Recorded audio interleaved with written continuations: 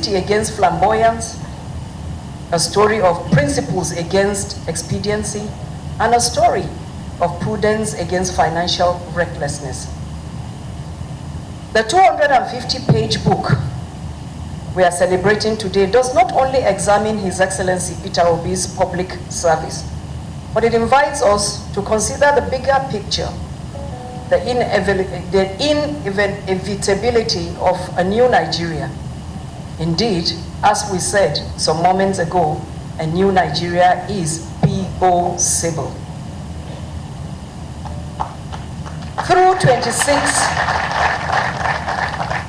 Through the 26 illuminating chapters, we are taken on a journey of disruption, reform, resistance, and rebirth. From the echoes of the 1999's democratic rebirth to the turbulence of the 2023 general elections, the book explores not just the man, but the obedient movement, which has become an emblem of youth political awakening and civic courage in Nigeria today. Let me commend the author, Ike Abonyi, for his bold and unflinching chronicle. The chapters on electoral intrigue, media battles, identity, politics, and the ideological tenacity are essential. They are essential readings for anyone seeking to understand the shifting landscape of the Nigeria's democracy. Particularly, poignant are the reflections on justice, character, and the price of being principled in a corrupt system. As chairman of this occasion, I urge us not to see this book as the conclusion of an episode, but the preface to a new national dialogue. It challenges us to rethink the meaning of leadership, the role of political parties, and the place of the ordinary citizen in shaping extraordinary change. It reminds us that patriotism is no longer passive admiration, but active participation. As we listen today to scholars, political leaders, and reviewers, may we draw inspiration not just from the man, Peter Obi, but from the movement he has catalyzed.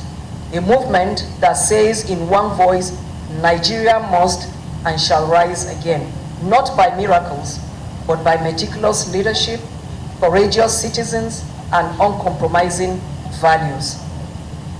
May this gathering today reignite our shared belief in a nation where character will count, competence will lead, and conscience will prevail.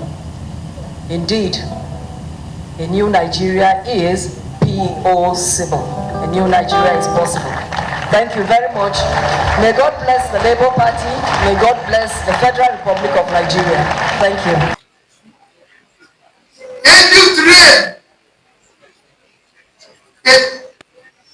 When people say colonial masters, I disagree. The problem is Nigerian masters. Colonial masters came here and used it for ginger. We destroyed it. It didn't rain for Kanu, rain to Medugri. Everywhere rain went before was source of agricultural product or manufacturing product. We just shut it down. Because we're taking granola from Kanu. So where are those rains? They are not there. Trailers are not there. We are now hungry. And every day, people are begging for food. But we have land. Every day, land all over the place. So I thank all of you for being part of this. Let us continue to sacrifice. There's no shortcut to it. If we use shortcut, we will not get there. It is sacrifice. You've seen it every day. We must continue. At this stage, we are going to look for people all over. For those who will be in House of Assembly, those who will be in House of Representatives, those who will be in this. It is important. That is the thing we didn't do last time. We We now want genuine people who want to be in the house. If you want to make money from politics, know that you are part of this problem. So don't tell us that you're going this time around. Those watching all the way from Canada, Australia, Europe, America, we're standing on the Federal House, distinguished ladies and